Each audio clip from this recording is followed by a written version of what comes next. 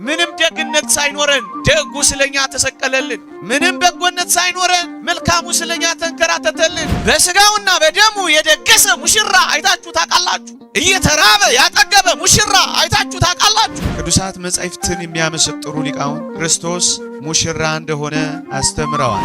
ጨለማ እያለን ወደደን፣ ደም ግባት እየሌለን አፈቀረን፣ መልከ ጥፉ እያለን ሞተልን። ክርስቶስ ቤተ ክርስቲያንን ሲወዳት ይላል ሊቁ በጣም መልከ መልካም በጣም ገመድቡ አልነበረችም ይላል። መልከ ጥፉዋን ምግባረ ክፉዋን ጀርባዋን የሰጠችውን እሱ ፊቱን ሰጥቷት ፍለጋ ወጣላት። ስለ ጠላቱ የሚሞት እየቸነከሩት ይቅር የሚል እንዲህ የሚያፈቅር ከዚህ ሙሽራ በላይ ማን አለ?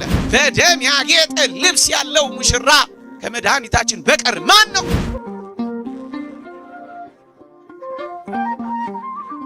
በስመ አብ ወወልድ ወመንፈስ ቅዱስ አሃዱ አምላክ አሜን።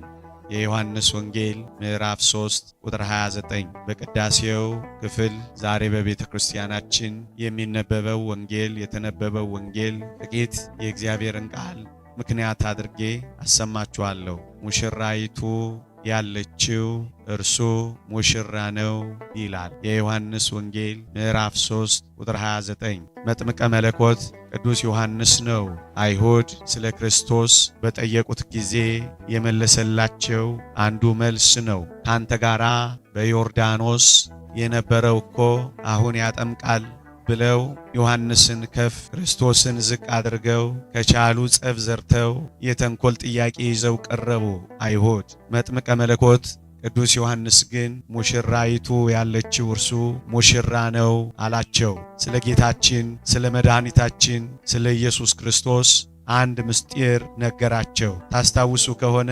በዮርዳኖስ ነዋ በግኡ ዘእግዚአብሔር ዘያትቱ ያሴስል ኃጢአት ዓለም የዓለምን ኃጢአት የሚያስተሰርይ የእግዚአብሔር በግ ብሎት ነበረ። አሁን ደግሞ ሙሽራ ሲለው ትሰማላችሁ። ሙሽራይቱ ያለችው እናንተ አሁን የምትጠቅሱት እርሱ ሙሽራ ነው አለና እኔ ደግሞ ሚዜ ነኝ አላቸው። ሚዜ በሙሽራው ድምፅ ደስ እንደሚለው ሚዜ በሙሽራው ክብር እንደሚፈነጥዘው እኔ ሚዜ ነኝ። ክርስቶስ ሙሽራ ነው። ሙሽራይቱ ደግሞ ቤተ ክርስቲያን ነች። ታዲያ ክርስቶስ ሙሽራው ሲመጣ ሚዜው እኔ ደስ እሰኛለሁ እንጂ እንዴት እከፋለሁ ብሎ መለሰላቸው። እቺን ምክንያት አድርገን ጥቂት የቅዱሳት መጻሕፍት ምስጢራትን እንፈትሻለን። እግዚአብሔር ከሁላችንም ጋር ይሁንልን። ቅዱሳት መጻሕፍትን የሚያመሰጥሩ ሊቃውንት ክርስቶስ ሙሽራ እንደሆነ አስተምረዋል። ታስታውሱ ከሆነ ቅዱስ ጳውሎስ በኤፌሶን መልእክት ምዕራፍ 5 ላይ ክርስቶስ ቤተ ክርስቲያንን እንደወደዳት ባልም ሚስቱን ይውደዳት ይላል። በባልና በሚስት ሙሽርነት በባልና በሚስት ፍቅር አንጻር ክርስቶስ ቤተ ክርስቲያንን እንደወደዳት፣ ክርስቶስ ቤተ ክርስቲያንን እንዳፈቀራት፣ ክርስቶስ ለቤተ ክርስቲያን እንደተሞሸረላት ነው ቅዱስ ጳውሎስ ያስተማረን። በዚህ በመኃልየ መኃልይ ዘሰሎሞን ምዕራፍ 3 ቁጥር 11 ላይ አስቀድሞ ጠቢቡ ሰሎሞን እንዲህ ብሎ ተቀኝቷል። እናንት የጽዮን ቆነጃጅት ውጡ፣ እናቱ በሰርጉ ቀንና በልቡ ደስታ ቀን ያደረገችለትን አክሊል ደፍቶ ንጉሥ ሰሎሞንን ተመልከቱ ብሏል። ለጊዜው ለንጉሥ ሰሎሞን፣ ለፍጻሜው ግን በልቡ የደስታ ቀን በተባለች በዕለተ ዓርብ በሰርጉ ቀን የሾህ አክሊል ደፍቶ የተሞሸረውን ንጉሠ ሰላም የሰላም ንጉሥ ኢየሱስ ክርስቶስን ተመልከቱ ይላል። የልቡ የደስታ ቀን ወይም የሰርጉ ቀን የተባለችው ዕለተ ዓርብ ናት። ቤተ ክርስቲያንን ያጨበት እኔና እናንተን ያጨበት የተሰረገበት የልቡ የደስታ ቀን ሙሽራ የሆነበት የሙሽርነት አክሊል የሙሽርነት ቀለበት ያጠለቀበት ቀን ሙሽራ የሆነበት ቀን የሰርጉ ቀን ዕለተ ዓርብ ናት እና ሙሽራ የሚለው ክርስቶስን ነው ወገኖቼ። ጥቂት ነገሩን የበለጠ ለማፍታታት የሊቃውንትንም ሐሳብ እንጥቀስ። ቅዱስ ቄርሎስ በረከቱ ትደርብንና እንዲህ አለ። መስቀል የክርስቶስ የሙሽርነቱ ዙፋን ናት አለ። አዎ በመስቀል ላይ የተሞሸረ ሙሽራችን ኢየሱስ ክርስቶስ ነው። በዘላለም ኪዳን ደም ያጨን ሙሽራችን አምላካችን መድኃኒታችን ኢየሱስ ክርስቶስ ነው። ለዚህ ነው ሙሽራይቱ ያለችው እርሱ ሙሽራ ነው ብሎ የጠቀሰው። ወገኖቼ በመስቀል ላይ በሰርጉ ቀን በዕለተ ዓርብ በሰርጉ ስፍራ በቀራንዮ የተወደደ መድኃኒታችን ኢየሱስ ክርስቶስ ቤተ ክርስቲያንን አጭቷታል። ሙሽራይቱን ወዷታል። ታስታውሱ ይሆን? አዳም ሙሽራይቱ የሆነችውን ሔዋንን ሚስት አድርጎ ሲወስዳት እንዴት ነበረ ካላችሁ፣ በመንቃትና በመተኛት መካከል እያለ እጅግም ሳይተኛ እጅግም ሳይነቃ ማእከለ ነቂ ወንዋም ይሉታል ሊቃውንት። በመንቃትና በመተኛት መካከል እያለ ከጎኑ ነው ሔዋንን ያወጣለት፣ ሙሽራይቱን የሰጠው። ሙሽራው አዳም ሙሽራይቱ ሔዋንን ያገኘው በመተኛትና በመንቃት መካከል ያውም ከጎኑ ነው። ለምን ይመስላችኋል? እጅግ አንቅቶ ወይንም ደግሞ እጅግ አስተኝቶ ከጎኑ ሔዋንን ያልሰጠው። እጅግ አንቅቶ ከጎኑ ሙሽራይቱን ሔዋንን ሰጥቶት ቢሆን ኖሮ ሲነቃ አጥንት ከጎኑ ሲወጣ ያመዋል። አዳም ካመመው ደግሞ ሁሌ ሙሽራይቱን ሔዋንን ባያት ቁጥር ይጠላታል። እዩ፣ እንዳይጠላት አላሳመመውም፣ እንዳያመው አላነቃውም። አንድ ሁለተኛስ እጅግ አስተኝቶ ከጎኑ አውጥቷት ቢሆን ምትሃት ትመስለው ነበር ይላሉ ሊቃውንት። ከየት እንደመጣች እንዴት እንደወጣች አይረዳም። ስለዚህስ እጅግ ይፈራታል፣ ምክንያቱም ምትሃት ትመስለዋለች። ስለዚህስ እንዳያመው ሳያነቃው እንዳይጠላት ደግሞ ሳያስተኛው ማእከለ ነቂ ወንዋም በመንቃትና በመተኛት መካከል ሙሽራይቱን ሰጠው ብለው አብራርተዋል ሊቃውንት። ወደዚህኛይቱ ሙሽራ መስቀል ላይ ክርስቶስ ሙሽራይቱን ቤተ ክርስቲያንን ሲመሰርት እዩ፣ በሥጋ ሞቷ በመለኮት ደግሞ ሕያው ነው። አያችሁ፣ በመንቃትና በመተኛት መካከል አዳም ሙሽራይቱ ከጎኑ እንደተገኘች በሥጋ ሞቶ በመለኮት ግን ሕያው የሆነው ክርስቶስ በመስቀል ላይ ከጎኑ በፈለቀች ውሃ ከጎኑ በወጣች ደም በመስቀል ላይ ቤተ ክርስቲያንን ሙሽራይቱን አስገኝቷል። እቺ የሰርጉ ቀን ነበረች። ሙሽራይቱን እኔና እናንተን የመሰረተባት ቅዱስ ኤፍሬም ሶርያዊ ነው ይህንን የሚለው። ቤተ ክርስቲያን ከጎኑ ተገኝታለች። ከአዳም ጎን ሙሽራይቱ ሔዋን እንደተገኘች ከአዳም ጎን ሙሽራይቱ ቤተ ክርስቲያን ተመስርታለች። ወገኖቼ እንደውም አንድ ሊቅ ምን ይላል? ክርስቶስ በመስቀል ላይ ተሰቀለና ከዚያም ወረደ፣ ከዚያም ተቀበረ፣ ከዚያም ተነሳ፣ ከዚያም አረገ ይልና ቤተ ክርስቲያኒቱን ግን መስቀል ላይ ትቷት ወረደ ይላል። ክርስቶስ እስኪመጣ ድረስ ዳግመኛ እስኪዋሃዳት ድረስ የሙሽርነቱን ሰርግ በመጨረሻው ዘመን እስኪያደርግ ድረስ መስቀል ላይ ትቷት ሄደ ይላል። መከራውን እየተካፈለች እንድትኖር መስቀል ላይ ተዋት ይላል። ላሳያችሁ የፈለኩት በአዳምና በሔዋን በሙሽራውና በሙሽራይቱ አንጻር ሙሽራይት የሆነችውን ቤተ ክርስቲያንን መስቀል ላይ እንደ መሰረታት ማሳየት ፈልጌ ነው። እንቀጥል። ቅዱስ ጳውሎስ ይቺ ቤተ ክርስቲያን ምን አይነት እንደነበረች ያስረዳበትን አንቀጽ አንስቶ ሊቁ ቅዱስ ዮሐንስ አፈወርቅ ደግሞ ያብራራው ጥልቅ ሐሳብ አለ። እሱን ደግሞ አንስተን ወደ ትምህርታችን መግቢያ እንደረደራለን። እዩ፣ ክርስቶስ ቤተ ክርስቲያንን ሲወዳት ይላል ሊቁ በጣም መልከ መልካም በጣም ገመድቡ አልነበረችም ይላል። በጣም ያማረች በጣም የተዋበች አልነበረችም ይላል። ክርስቶስ ሙሽራው ሙሽራይት የሆነችውን ቤተ ክርስቲያንን ሲወዳት በጣም ውብ አልነበረችም እና ምን ነበረች? የቅዱስ ጳውሎስን ቃል ይጠቅሳል። ኤፌሶን ምዕራፍ 2 ቁጥር 1 ላይ በጨለማ ትመላለሱ ነበርና ይላል። ክርስቶስ ብርሃናዊው ምን አይነቷን ነው የወደደው ካላችሁ፣ ጨለማይቷን ነው የወደደው። ጨለማ እያለን ወደደን። ደም ግባት እየሌለን አፈቀረን። መልከ ጥፉ እያለን ሞተልን። እሱን ነው በጨለማ ትመላለሱ ነበርና የሚለው። ምን የሚወደድ ውበት ነበረን። ምን የሚናፈቅ ደም ግባት ነበረን። ምን የሚያማልል ማንነት ነበረን። ክርስቶስ ለሙሽራይቱ መስቀል ላይ ሲሞትላት ለእኔና ለእናንተ ማለት ነው መልከ ጥፉ ነበርን። ምክንያቱም ጨለማ ምን ይወደዳል? ይፈራል እንጂ። ጨለማ ምን ይናፈቃል? ይሸሻል እንጂ። ሙሽራው የወደደን መልከ ጥፉ ነበር።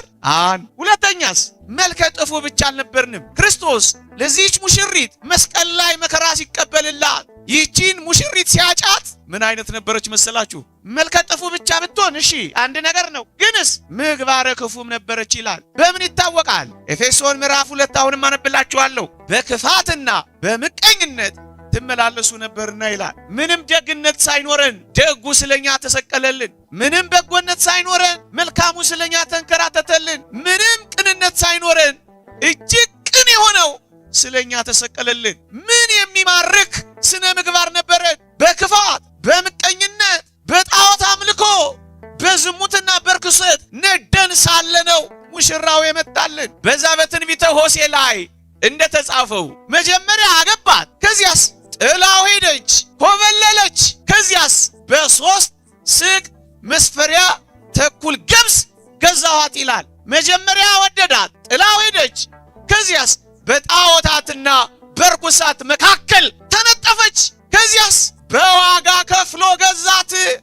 በ3 ስቅል መስፈሪያ ተኩል ገብስ ገዛኋት፣ ወደ ቤት የማመጣኋት ይላል። ፈጠረን፣ ኮበለልበት፣ መስቀል ላይ መጣ፣ በደሙ ገዛን። በተራሮችና በኮረብቶች ፈፋ ለፈፋ ጣዖት እያመለክን ተንከራተትን። ፀሐይን አንቺ አምላኬ ነሽ፣ ጨረቃንም ተደፋንላት፣ ለከዋክብትም ሰገደ። ፍጥረት እግዚአብሔርን ከማወቅ ተመለሰ።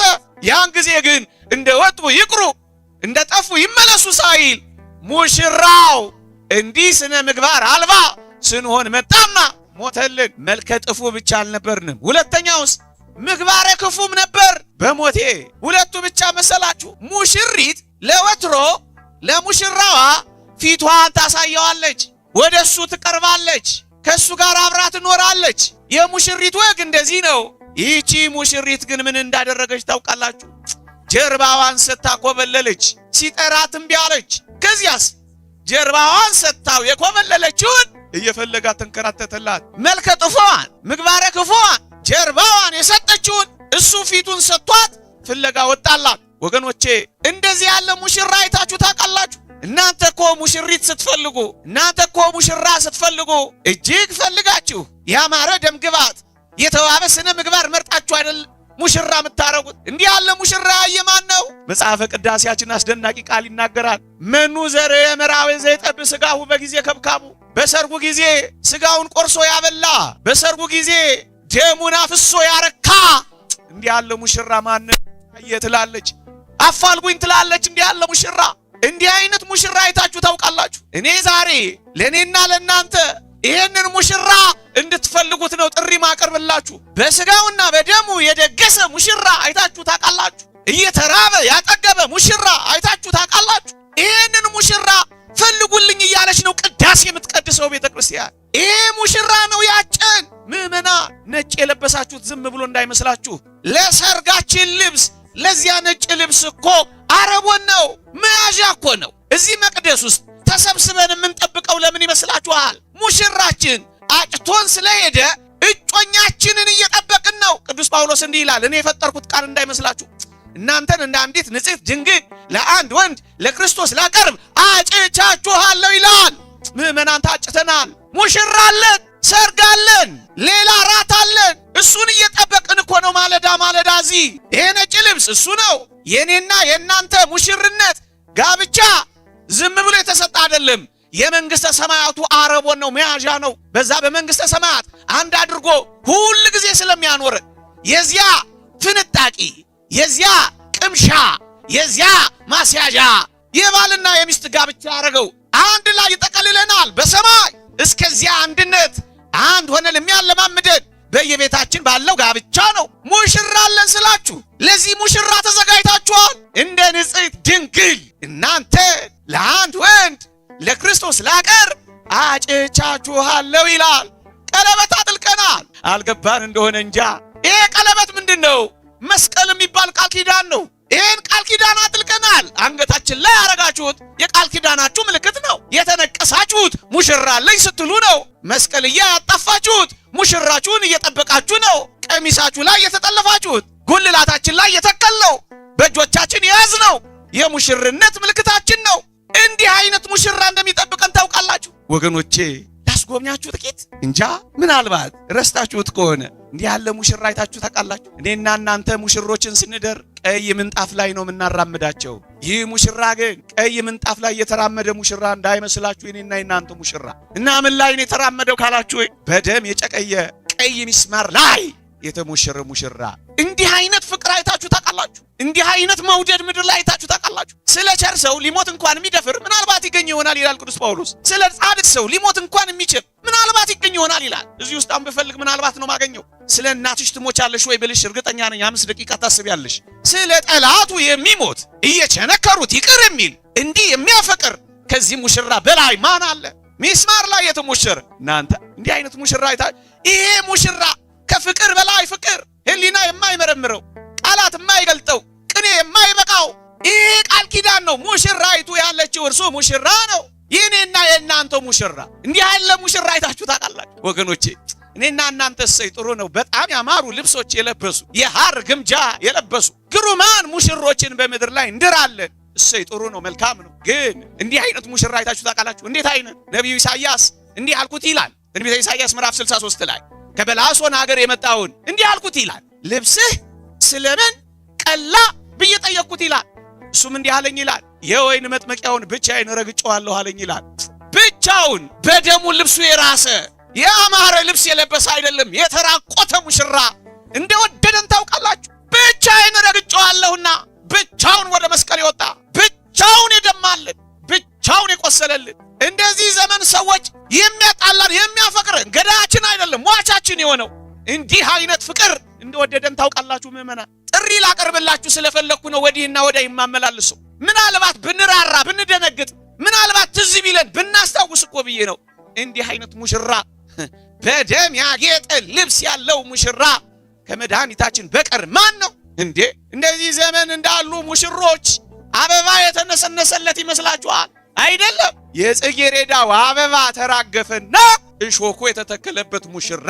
እንዲህ አይነቱ ሙሽራ አይታችሁ ታውቃላችሁ? ለዚህ እኮ ነው እናንተ የጽዮን ቆነጃጅት ሆይ ውጡ፣ በልቡ ደስታ ቀን በሰርጉ ቀን እናቱ የደፋችለትን አክሊል አድርጎ ሰላማዊው ኢየሱስ ክርስቶስን ተመልከቱ። ይህ አክሊል የዘውድ አክሊል በነቢዩ ኢሳይያስና በነቢዩ አሞጽ እንደነበሩት ነገስታት የሚደፋው ታላቅ አክሊል አይደለም፣ የሾህ አክሊል። እዩት፣ ሙሽራችሁን ተጠበቁለት ለሙሽራችሁ። ኧረ ሚዜው ድሃ ነው ሽቶ ውሃ ነው እንደምትሉት የሀገራችን ሙሽሮች ውሃና ሽቶ የሚረጭ እንዳይመስላችሁ። አይደለም፣ የአይሁድ ምራቅ የተረጨበት የሮማውያን ዋልጌ ቃላት የዘነበበት እንዲህ አይነት ሙሽራ አይታችሁ ታውቃላችሁ? ሚዜዎች ከስር ከስር ላበቱን የጠረጉለት፣ ሜካፑን የሚጠብቁለት፣ ውበቱን የሚንከባከቡለት ሙሽራ እንዳይመስላችሁ። ከላይ የሚወርደው ከሾህ አክሊሉ የሚወርደው ደም አይኑን እየጋረደው አፍንጫውንና አፉን የሞላው እየፈለቀው ምድሪቷን ማየት እንኳን ያልቻለው የሚያብስበት ጨርቅ እንኳን ምድር የነፈገችው ሙሽራ እንደ ጌታችን ያለ ማን ነው? አንድ ሴት ናት ሻሿን የሰጠችው። ቬሮኒካ የምትባል ሴት ናት ሻሿን የሰጠችው። በተውሶ ሻሽ ፊቱን የጠረገ ሙሽራ ከጌታችን በቀር ማን አለ? በተውሶ ቤት ቅዱስ ቁርባንን የመሰረተ ቤት የሌለው ተፈናቃይ ብቻ አይደለም፣ ስደተኛ ብቻ አይደለም፣ ቤት አልባ ሆኖ የኖረ እንደ ጌታችን ያለ ማን አለ? ምኑን ልዘርዝርላችሁ? እንዲህ ያለ ሙሽራ አይቶ የሚያውቃለ መኑ ዘሬ መራዊ። እንዲህ አይነት ሙሽራ አይታችሁ ታውቃላችሁ? ከሩቅ መቶ የተዛመደን ሙሽራ። ለዚህ እኮ ነው በቤተ ክርስቲያን ጋብቻ ሩቅ እንዲሆን የተደረገው። ለምን እንደሆነ ታውቃላችሁ? ሙሽራችን ከሩቅ መቶ ነው የተዋሃደን። ከሩቅ የባህሪ አባት አብን እናቱን ድንግል ማርያምን ትቶ መስቀል ላይ የተሞሸረ ሙሽራ ለወትሮ አባትና እናቱን ይተዋል፣ ከሚስቱም ጋር ይጣበቃል ይሌላ። እናስ ሙሽራ መሆኑን የምታረጋግጡት በምንድን ነው ካላችሁኝ፣ አባቱንም እናቱንም ትቶ አምላኬ ስለምን ተወኝ ብሎ ለአቅርቦተ ሴጣን መስቀል ላይ ሲሰቀል ሙሽራ መሆኑን አረጋገጠ። ሰማዕታት ለምን ሙሽሮች የሚባሉ ይመስሏችኋል? ወገናቸው፣ ልጆቻቸውን፣ ዘመዶቻቸውን ራሳቸውን እንኳን ትተው መስቀል ላይ መከራ ውስጥ ሲገቡ ሙሽሮች ይባላሉ። አባፋም ስለሚባል አባት እንገራችሁ። የሰማዕትነቱ ቀን በደረሰ ጊዜ ነጭ ልብሱን ለብሶ ወጣላችሁ። ወዳጆቹ ወንድሞቹ በዚያው አካባቢ ያሉ አባታችን ዛሬ ምን ነው እንዲህ ያለ ነጭ ልብስ ለብሰ ወጣህ አሉት። ምን አላቸው አሉ? ዛሬ የሰርጌ ቀን ነው አላቸው። ምክንያቱም ወደ ሙሽራው የሚሄድበት ቀን ነው። ከክርስቶስ ጋር ይሄን ዓለም እናቱን አባቱን ትቶ የሚሞሸርበት ቀን ነው። እናትና አባቱን ይተዋል፣ ከሚስቱም ጋር ይጣበቃል። እነዚህ ሊቢያ ላይ ሰማዕትነት የተቀበሉትን ደጋግ ክርስቲያኖች ታስታውሷቸዋላችሁ? the followers of the cross ያላቸው አይሲስ የሚባለው ወንበዴ ሁሌ ይመስጡኛል። የመስቀሉ ተከታዮች እኮ ነው ያላቸው። ተዋ ልጆቻቸው ጣሊያንን ተዋ። እናስ ክርስቶስን አገኙታ። ከዚያስ እንደ በግ ተጎተቱለታ። እሱ ከለሜዳ እንደለበሰ እነሱም ቀይ ቱታ ለብሰው ታረዱለታ። ምን ሆኑ ታዲያ? ሙሽሮች።